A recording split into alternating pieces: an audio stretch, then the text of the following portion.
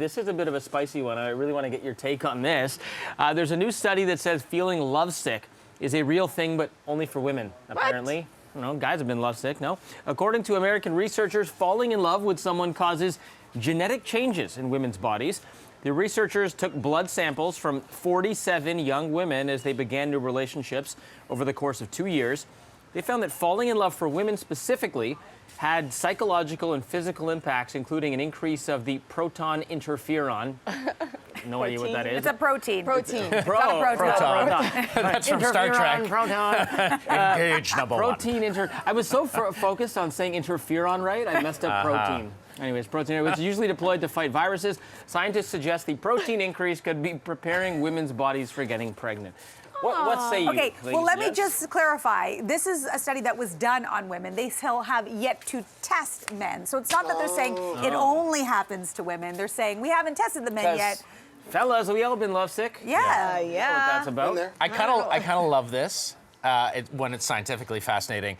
But two, you always hear those things like, laughter is the healing and maybe love as well. And I'm a bit of a romantic. So I like the fact that by falling in love, your body actually creates things that can help fight viruses, whether it's more of an evolutionary thing for the eventuality of perhaps children. I just think this is the coolest thing ever. It's like, it reminds me of, did anybody watch that movie 500 Days of Summer? Yep. And there's a scene where basically the main character, talks about being in love and how when you're in love, everything's like amazing. You can see this, you're walking down the street, people are smiling at you, you check your reflection in the car and you're like, wow, I look really good. Wait a minute, look at it. I look like Harrison Ford. It's always summer. Yeah, it's always summer. Even in January. The fountains go off when you walk past it. Eventually, there's a whole impromptu dance sequence that happens on the street, right? Because life is amazing when you're in love. Now, the opposite is also true. Then, how many times have you talked to somebody, a coworker or a friend who is going through a breakup?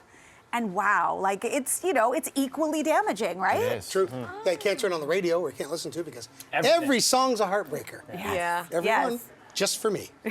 So the takeaway from this is always stay in love. Then you can fight those viruses with your protons. Wow. I think you have to have the bad to appreciate the good, right? It's experiencing the lows that make the good parts so good because you've got that sort of frame of relativity, That is right? life. Very true. There is no light without the yin, the darkness. There we go. I like that. All right, I'm bringing you a story that I know you're going to have at least two things to say about. Usually that's what happens. Usually it's two observations. Yeah, I tell you a story, then you go, two things. So let's see if you have two for this. This study, it might raise some eyebrows. Scientists say that women with thicker brows, they're more attractive to men. According to American researchers in a study of 1,000 men and women, thicker eyebrows were preferred in female faces. Now, it was a bit of a surprising result as a previous study revealed that thicker eyebrows were seen as more masculine and dominant. Experts say that it's possible that this preference reflects current fashion trends. They also say that bushy brows seem to be particularly desirable in a long-term mating context, such as marriage. Two things. Yes. Two things. Yes. One for each brow. Really? Really, guys? I will tell you, listen, majority of my close friends are fellas. Never once in the many trials and tribulations of dating, and most of my friends, my dear friends, are now married, engaged, significant others. Right. Never once in the last 15, 20 years have we sat down and discussed a woman's eyebrows to say, fantastic. You seen her eyebrows? They were on fleek. Or, oh my, yeah. I'm going to marry that girl. No, never. Honestly, I don't Mama's know. going to love her. I've never met a guy that cares about eyebrows. I think it's just the ladies that care about the brows. It's much ado about nothing. As long as you have eyebrows, that's fine. I don't care if they're bushy or skinny or what have you. Are we looking at my eyebrows? Okay. So I fall into the thicker eyebrow category. Those are considered thicker brows? These are pretty thick. And I do it on purpose because it is fashionable. And the reason why it's fashionable is because it makes you look younger. That's what they say. Okay. Yeah, so maybe that's why suddenly it's desirable. So what was your second thing? There was much ado about nothing, basically. Right, And the second thing was, as long as you have eyebrows, I think that's fine. And it's a trendy thing, which is already mentioned. Like, back in the day, I don't remember when, 10, 15 years ago, all the ladies had the thin eyebrows. Yes. And then it became that was like bushy. the 70s, yes. So it's like jeans. Like, they go from thick to thin to tight to whatever. And they go extreme, too. Just some examples for you very quickly, because if you haven't noticed them before, or maybe you haven't sat around talking about them, maybe these will. See, these are a little bit, like, sharper, a little bit more extreme.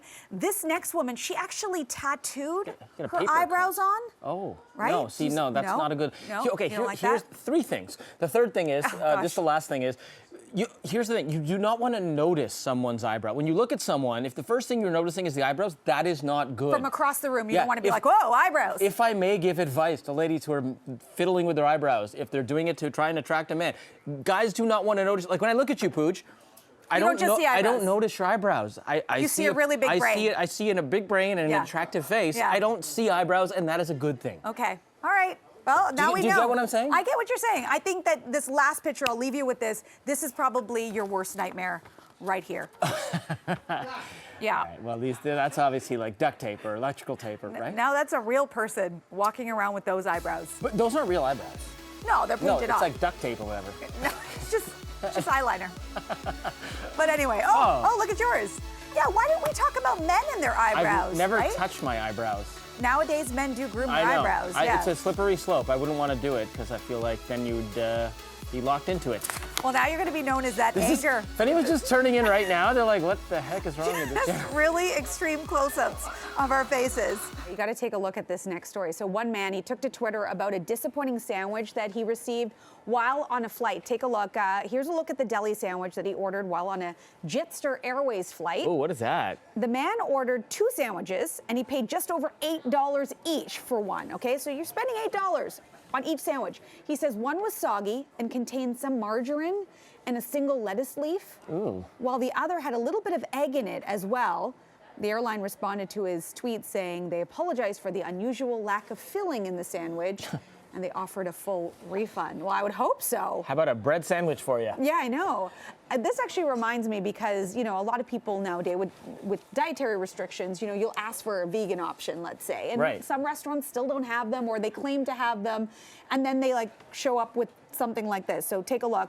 This is, for whatever reason, when I want to have a veggie dog, What is that? that is just boiled. It's not grilled. It's not on a barbecue. It's not just like, you know that you still have to add something to it, right? You can't just give me a boiled hot dog. No. I'm not in grade 4. Also, boiling hot dogs gross. Yeah. Don't boil your hot dog. That's the worst way to cook them. Yeah, put them on a grill. Put 'em Just on a saying. grill. Yeah, okay, Yeah. take a look at this. This was claims to be the vegan option at this restaurant in Spain.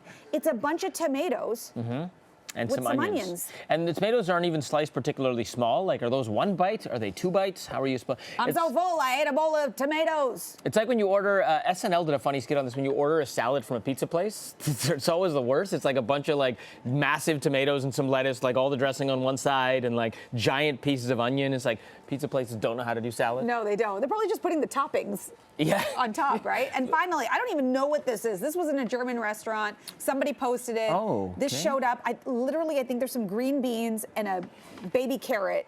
It looks like the sides of like a steak. When you order a steak, all the sides you get, like some Yeah. asparagus, green beans, carrots, and they just threw it in a bun. Or a leftover sandwich. There's no dressing, there's no condiments. So even if you were going to eat this, how do you bite into something? It's gonna be so dry. My mouth feels dry just looking at this thing. It's like common sense, right? Oh, some people are saying it might be a baked potato, but even then, what are you Even then. doing? It looks pretty bready, but yeah, I guess it could be a baked potato. I will say that to circle back to the original story here, I love plain food. Me too. I don't know why. I don't know if my brain like psychologically lowers the expectations, but I'm always like pretty pleasantly surprised on a plane. You're like, you gonna eat that? Can I have your yogurt? Can I have your bread sandwich, guy? To some lighter news now, or some juicier news, perhaps. Does that work? Juicier news? Okay. While hockey players work their butts off on the ice for the love of the game, they are faced with one drawback: finding pants that fit their behinds. Hockey players are speaking out about the troubles they encounter when shopping for pants that fit their physiques, particularly around their buttocks. Edmonton Oilers captain and the world's best player, Connor McDavid, told ESPN that the size of his rear and his height doesn't always add up when searching for pants. Dallas Stars captain Jamie Benn says finding jeans are the hardest, and Montreal Canadiens center Max Domi says all of his pants are custom made. This has been a long-standing issue for hockey players. This is not a new thing. No. And first world problems. Let's just, let's call it what it is. With them making millions of dollars, they can afford to actually get their jeans custom made. Sure. But, I like that. I'm like now imagining a bunch of hockey players getting together and being like, man, your pants fit. My pants don't fit. Like it actually being a discussion. This is what they talk about. Yeah. There's a company, and I don't remember their name off the top of my head, but there is a company, a Canadian company, obviously, that makes jeans for hockey players, and it has a bigger trunk, bigger butt.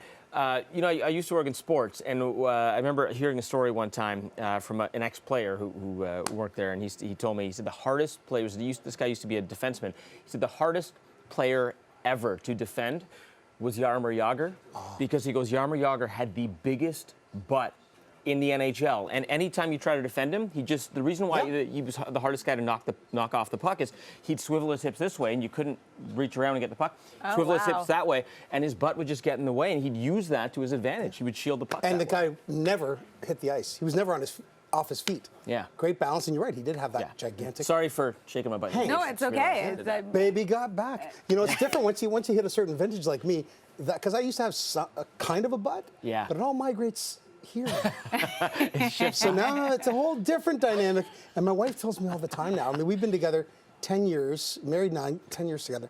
She goes, you're losing your butt. She tells me all the time. You're losing your butt. You're losing your butt, George. Well, what starts to happen too is as men start to wear their jeans underneath the gut, right? So then it just starts to be one pack. Yeah, you just don't wear it where you're supposed to. That's By true. the way, I just want to say, women have been facing this problem, hockey players, forever, because, and let's face it, nowadays especially, bigger butts are in, right? A bigger booty and a smaller waist. So what does that mean? That means when you pull up your jeans, they fit here, but then they don't fit on your waist. So women have been having this problem forever. If only we could afford to have custom-made jeans for us. Have you seen that picture of Madonna with her? That's why I'm not invited into implants? the room with the hockey players. Wow, we talked about that last week. Madonna has apparently butt implants now. Yeah. Oh, wow. Go online and check that out. Totally different looking Madonna. Wonder where she gets her jeans from. She can't. Can she afford to get her own made? Perhaps. Okay, we're gonna wait. What? Sidney Oh, Crosby. there's Sid the Kid's butt. Yeah. You know what? There you go. Yeah. He's known for his lower body, right? It's like tree trunks. Yep. Yeah. All right. Take a short break. When we come back, we'll talk about the forecast with Bill Coulter. Bill's got back. Couples who roast each other are making their relationships stronger, it would seem. According to an American study, one of the strongest indicators of a healthy relationship in a couple is a couple who lives to roast each other on a regular basis. It has to be done strategically, though, as in doing it on purpose and all in good fun. Some of the benefits of roasting include forming a deeper connection, intimacy, and it doubles as a lighthearted way to call them out on any concerns. So Totally agree with this. Yeah. But I do think that there is, you do have to proceed with caution, right? Because I've seen this done really badly as well. When your partner decides to roast you in front of other people, like your friends, the key. that's when it probably doesn't go over as well, because between you, it's just fun or whatever. When you're starting to make your partner look stupid, or it's in some way it doesn't make them it's not their best light. It's not always taken the same way it would be in private. gotta know your audience. Yes. Read the room. Yeah. Read the room. Works in friendships too, though. I find the people I get along with the best are people that I don't mind getting chirped or chirp, because it's kind of like you allow yourself a certain amount of vulnerability to be picked on. It's like, okay. And sometimes that's misread by the audience as well, too. And we hear about that sometimes. I might chirp Gurdeep or Mika on air and show that messy desk of hers. And I'm just kidding. And people think, wow, that was really mean. So it's important, I think, to keep in context and have that laugh afterwards with the person so they know it's not at their And we all have that. We all dish it out, but we can all take it too. Yeah. And we all do make fun of each other. We do, which is a sign of love. Exactly. Yeah. We're family. We had people who stopped us when we were out who said, like, oh, you guys are so mean to Bill all the time. And I'm like, no, it's all fun. And then didn't someone tell you once you're really mean to me or you pick on me? I'm like, it's all love. We do it because we love each other. Yeah. What they don't see is that they're equally mean back. Yeah, exactly. We just do it off camera. Yeah. It happened just before you came over, because Mika sneezed during the break, and both Bill and I went, there. Yeah, and I looked She's over and I'm over like, that. Mika, not while I'm doing the news. Mika, hold it in. I know you hang off of Every word you say, always, on air and off. Yeah, so Valentine's Day approaching, and a UK dollar store, they're selling dummy engagement rings so people can propose before investing in the real deal. It's brilliant. Palin's Bling ring, it's been released in a variety of colors. The retailer says the ring provides customers with the means of proposing before they invest in a real rock. Some people are calling the ring a good placeholder until a couple chooses a ring together, while others in a heterosexual relationship, they're saying they prefer the man to pick out a ring. So what say you? 2 questions. Yes. One is this, as someone who's never proposed to anyone, is this because you're not sure if the person's going to say yes, so you don't want to spend the money on the ring because you're like, if they say no, then I've committed to this money? Or is it because the story suggests the woman might not like the ring, or the other person might not like the ring, and they want to pick it out? Right. Or third option, what if you just have butterfingers and you're the type of person you're going to lose it, you're going to drop it, it's going to fall on the side of a mountain while you're proposing? Yeah. All these things are all good reasons why a dummy ring makes sense. Okay. There's other things too. Like you could just have the dummy ring on standby, Gurdeep. You just buy one. Have it handy. You never know when you might want to bust out the question. No, bad idea, because let's say you move in with your partner, or they're doing a little snooping around your place, or like reorganizing your sock drawer. They find that and they're like, oh my gosh, it's coming. But you're like, it's not coming. Right. This relationship's on the rocks. Or worse, they look at it and they go, that's what he picked for me? Exactly. This looks like plastic. Well, because it is. But, so the dummy ring doesn't feel and look real? Is it like the fake championship sports rings that kind of have the weight and all that stuff to it? Or I mean, it's a bling ring, they say, so I'm sure it looks fancy. I bet you it has the weight to it, right? It's got to. Yeah. But also, as a female, would you like, as the receiver of this ring, would you like getting a dummy ring? Like, wouldn't you want the real thing? No. Yeah, exactly. I want the dummy ring. 4th thing, consider that. There you go. Yeah. You guys have had the pleasure of meeting the newest member of the CP24 family, right? Brandon Gonez is who we're talking about. And this morning, he is joining us for the very first time on CP24 Breakfast. Hey. Good morning, Brandon. Good morning, everyone. I'm honored. Pooja, that was such a great introduction. Oh, I have more, because we want to get to know you, Brandon. So we thought that for people who don't know you yet, who are not familiar, maybe we'll ask you a bunch of questions. We're going to put you on the spot right now, because that's what you do to new family members. So in case people are not familiar, where did you come from, as in your news background? All right, so I've worked for many shows. I've worked right across this country. I started in this industry out in BC, northern BC. I've worked in the prairies in Saskatchewan. Shout out to Barrie, I worked there. And I also worked on a show called Your Morning on CTV, but I'm so excited to be working with you guys right here at CP24. Hey, Brandon, it's George talking to you now. So where'd you grow up? Where's hometown? Hey, George. Hey, bud. Okay, so born in Etobicoke, but shout out to Brampton. Grew up in Brampton, right on the border of Caledon. So I want to shout out the West End for sure. Okay, Awesome. Now when you talk to people, do they ever tell you that you look like a celebrity? Have you been told who your celebrity doppelganger is? You know what? At one point in time, Pooj, I used to have hair that was a little bit longer and curly, and I used to get Bobby Valentino. You remember that singer, Bobby Valentino? Yes. Yeah, okay. Yes. A little bit. Yeah. Not anymore, though. I matured a bit. Just a bit. Now you're just Brandon Gonez. Okay, I like this question. Yep. Just trying to find my persona. You're all you. You do you. What is your guilty pleasure in terms of TV shows? What's that TV show you watch that you go, I don't know if everybody wants to hear this? Oh, I don't know if I can say that out loud. Sure you can. Oh. Should I say it? As long as it's a TV show. Say it. Say it. Listen, I say a little bit of reality TV never hurt nobody. That's all I'm gonna say. Okay. And what they do on these reality TV shows, I would never do in my own real life, but it is very entertaining to see a couple of drinks maybe flying across the table. I'll leave it there. Oh, okay. I brought you a story today that I thought you would be interested in because you're a sports guy. And this is the closest thing I could find to sports. We're talking golf this morning, and Nike, they're putting a new spin on one of their most popular shoes. Take a look. The company getting ready to release the Air Max One Golf Grass Edition later this year. The shoes feature 4G turf on the outside, and they'll sell for about $185 Canadian. It's not clear yet when they will be available for purchase, but the design is already being criticized on social media. Some users describing the shoes as embarrassing and ridiculous. But what does Gurdeep say? You're stylish. Processing. Okay, the top view kind of threw me for a sec. I like the side view, when you said side view with the swoosh. I mean, look, if you want to go camouflage at the golf course, no one's going to see your feet. I like this view. This view looks cool. Now, it's how growing does on it me. feel? How does it feel? Because that can't feel good. I mean, even, you know, Well, it's not grass on the inside. Where your feet rest, it's fine. But your pants are still going to graze against this turf. Like, is that something you really want to do? I mean, listen, if you watch golf, you know there are certain players on the tour who are pretty swaggy, and Ricky Fowler stands out. He always dresses kind of cool and funky and fashionable. I think you're going to see guys wearing this. I would rock these. I have no problem with these. I think they're cool. They're growing on me. My only concern would be, because I have a dog, if I am taking Coffee for a walk, she likes to pee on grass. Got it. Yeah. So I feel like I would need to maybe lengthen the separation between Coffee and I. This is why I think you only wear these on the golf course, not for dog walks. Okay, some people reacting to this, and obviously, you know, hasn't been great. This is one person's response. That's Bill Nye and some sort of crass car. I guess that's what it reminds them of. Have you seen the car in Kensington Market that looks like that? No. There's a car on the street. Well, maybe that's what inspired them. I don't know. Take a look. Maybe a chia pet. Chia. As it grows, yeah. Okay. And finally, little Oscar the Grouch.